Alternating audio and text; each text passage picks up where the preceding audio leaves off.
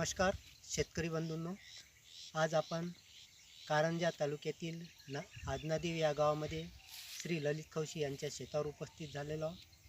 सदर शेतकऱ्यांनी आपले खरीप हंगामामध्ये सोयाबीन 20 एकर क्षेत्रावर BBF म्हणजे रुंद सराव रंबा पद्धतीने लागवड केलेली आहे.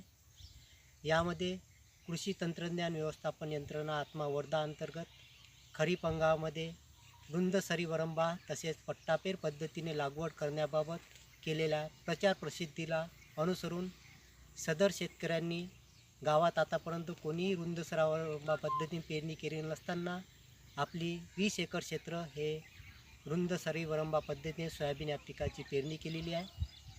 पारंपरिक पद्धतीने तसेच रुंद सराव वरंबा पद्धतीने पेरणी केल्यावर त्यांना यापासून कोणत्या प्रकारे फायदा झाला याबाबत आपण सविस्तर त्यांच्याशी चर्चा करून जाणून घेऊया. नमस्कार. मी आजपर्यंत साध्या पद्धतीनं पेरणी करत होतो. त्याच्यात मला 30 ते 35 किलो एकरी बियाणं लागत होतं आणि यावर्षी मी सरी वरंबा पद्धतीने BBF यंत्रांनी पेरणी केली. त्याच्यात मला 22 किलो एकरी बियाणं लागलं.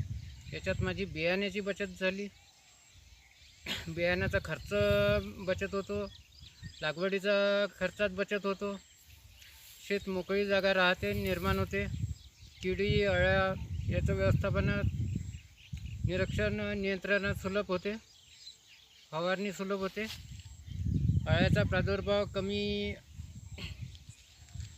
होतो, शेतात हवा खेळती राहते, बुरशीजन्य रोगापासून प्रादुर्भाव कमी होतो, सूर्यप्रकाशाचा पुरेपूर उपयोग येतो, ओलीत व्यवस्थापन करणे शक्य होते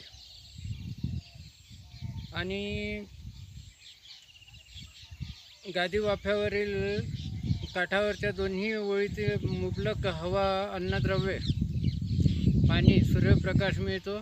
या पावसाच्या पाण्याने मूलस्थानी संवर्धन होतो.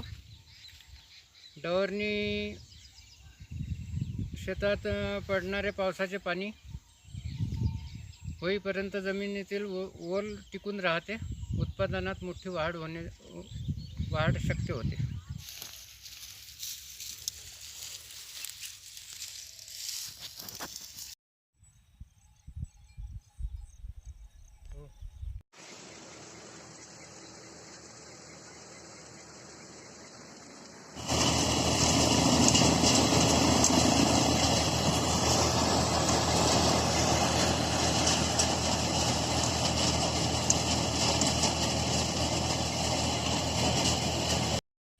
यावर्षी जो काही अतोनात पाऊस झाला त्या पावसाचा यांच्या पिकावर काय परिणाम झाला, तसेच त्यांना या सोयाबीन पिकाची BBF पद्धतीने लागवड केल्यामुळे कोणता फायदा झाला याबाबत सविस्तर माहिती जाणून घेऊया.